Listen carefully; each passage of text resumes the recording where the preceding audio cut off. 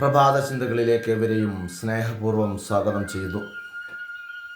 മനുഷ്യൻ അടങ്ങാത്ത ആകുലതകളും ആശങ്കകളും ഉള്ളിൽ കുമിഞ്ഞുകൂടി പ്രയാസപ്പെടും തോറും സ്വയം നീറിപ്പോയാൻ മാത്രമേ അത് ഉപകരിക്കൂ.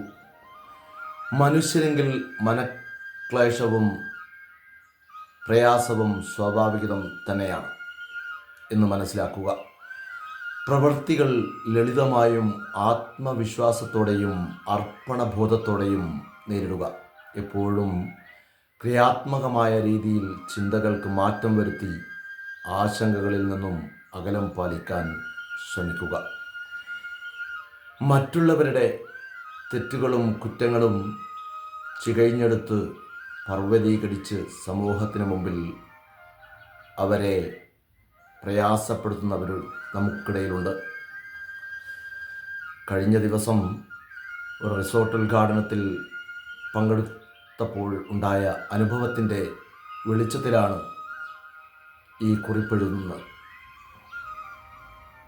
സ്വയം തെറ്റുകളെ മറച്ചു വെച്ചുകൊണ്ട് മറ്റുള്ളവരുടെ കുറ്റങ്ങൾ പർവ്വതീകരിച്ച് ഏറ്റുപറയുന്നവർ, അവരറിയുന്നില്ല അവരുടെ തെറ്റുകളെക്കുറിച്ച്. ഖുർആനിൽ ജിഹാദുൽ അക്ബർ അഫ്ളലുൽ ജിഹാദ് എന്ന വാക്യങ്ങളുണ്ട്.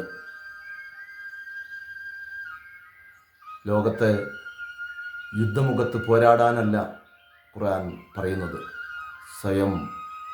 സ്വന്തം ശരീരത്തോട് യുദ്ധം ചെയ്ത് സ്വയം നന്നാവാനുള്ള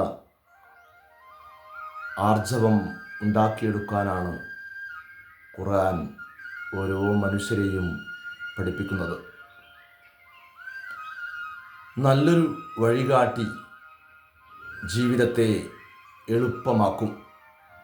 ദിശ അറിയാതെ പോയവരും പോകുന്നവരുമുണ്ട്.